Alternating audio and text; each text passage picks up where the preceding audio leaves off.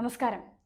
ഗാന്ധി കുടുംബത്തിന്റെ അവിശുദ്ധ ബന്ധത്തിന്റെ കണക്കുകൾ പുറത്തു കൊണ്ടുവന്ന നാഷണൽ ഹെറാൾഡ് കേസിൽ ഇനി ഇഡി വന്നാൽ ചായയും ബിസ്ക്കറ്റുമായി കാത്തിരിക്കുമെന്ന രാഹുൽ ഗാന്ധി പറഞ്ഞത് ഫലിച്ചിരിക്കുകയാണ്. അദ്ദേഹത്തിന്റെ നാക്കിൽ ഗുളികൻ നിന്ന സമയത്താണ് ഇത് പറഞ്ഞതുപോലെ എന്ന് പറയേണ്ടി വരും. ഒന്നും രണ്ടുമല്ല, 751 കോടിയുടെ കള്ളപ്പണ ഇടപാടാണ് നടന്നിരിക്കുന്നത്. നാഷണൽ ഹെറാൾഡ് കേസിൽ രാഹുൽ ഗാന്ധിയെയും അമ്മ സോണിയയെയും പൂട്ടാൻ ഇഡി എത്തുകയാണ്. ഇനിയുള്ള ദിവസങ്ങൾ രാഹുൽ ഗാന്ധിക്ക് എണ്ണപ്പെട്ടതായിരിക്കും. കോൺഗ്രസിന്റെ ശക്തമായ പ്രതിഷേധങ്ങൾക്കിടയിൽ സോണിയാഗാന്ധിയെ 3 ദിവസവും രാഹുൽ ഗാന്ധിയെ 5 ദിവസവും നേരത്തെ ഇഡി ചോദ്യം ചെയ്തിരുന്നു. അസോസിയേറ്റഡ് ജേർണൽസിന്റെ കൈവശമുണ്ടായിരുന്ന ഓഹരികൾ എങ്ങനെയാണ് ഗാന്ധി കുടുംബത്തിന്റെ ഉടമസ്ഥതയിലുള്ള യങ് ഇന്ത്യ പ്രൈവറ്റ് ലിമിറ്റഡിന്റെ കൈവശം എത്തിയത് എന്നതായിരുന്നു ഇരുവരോടും അന്വേഷണ ഏജൻസികൾ എടുത്തെടുത്ത് ചോദിച്ച പ്രധാന ചോദ്യം.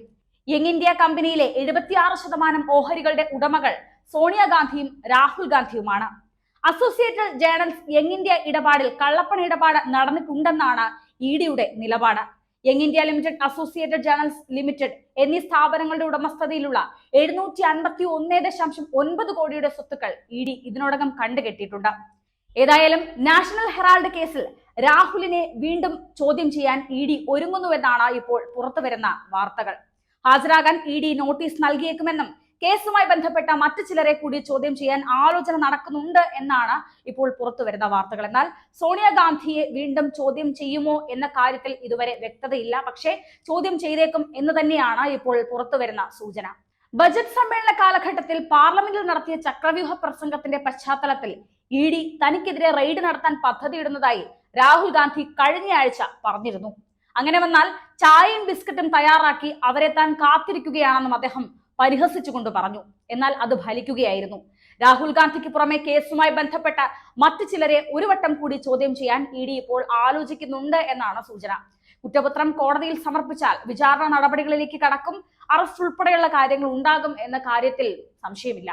കേസിൽ രാഹുലിനെ 3 ദിവസമാണ് ഇഡി ചോദ്യം ചെയ്തത്. കോൺഗ്രസ് ഉയർത്തിയ കടുത്ത പ്രതിഷേധത്തിനിടെയായിരുന്നു ഈ ചോദ്യം ചെയ്യൽ നടന്നത്. അസോസിയേറ്റഡ് ജേർണൽസിന്റെ കൈവശമുള്ള ഓഹരികൾ ഗാന്ധി കുടുംബത്തിന്റെ ഉടമസ്ഥതയിലുള്ള യങ് ഇന്ത്യ പ്രൈവറ്റ് ലിമിറ്റഡിന്റെ കൈവശം എത്തിയത് എങ്ങനെ എന്നതിനെ കുറിച്ചാണ് ഇഡി ഇപ്പോഴും അന്വേഷണം നടത്തിക്കൊണ്ടിരിക്കുന്നത്. ഇതിൽ കള്ളപ്പണ ഇടപാട് നടന്നിട്ടുണ്ടെന്നാണ് ഇഡി അടിവരയിട്ട് പറയുന്നത്. നേരത്തെ നാഷണൽ ഹെറാൾഡ് കേസിൽ 751 കോടിയുടെ സ്വത്ത് കണ്ടുകെട്ടിയത് കോൺഗ്രസിന് കനത്ത തിരിച്ചടിയായിരുന്നു. ഇഡിയുടെ നടപടി PMLA അഡ്ജുഡിക്കേഷൻ അതോറിറ്റി ശരിവച്ചിരുന്നു. ഇതോടെ കണ്ടുകെട്ടിയ സ്വത്തുക്കൾ ഇഡിക്ക് ഏറ്റെടുക്കാം. സ്വത്ത് കണ്ടുകെട്ടൽ ശരിയാണോ എന്നാണ് PMLA അഡ്ജുഡിക്കേഷൻ അതോറിറ്റി പരിശോധിച്ചത്. അസോസിയേറ്റ് ജേർണൽസിന്റെയും യങ് ഇന്ത്യയുടെയും സ്വത്തുക്കളാണ് ഇഡി കണ്ടുകെട്ടിയത്. ഡൽഹി, മുംബൈ, ലക്നൌ എന്നിവിടങ്ങളിലെ 661.69 കോടിയുടെ വസ്തുവകകളും AJALന്റെ 91.21 കോടി മൂല്യം വരുന്ന ഓഹരികളുമാണ് പിടിച്ചെടുത്തത്.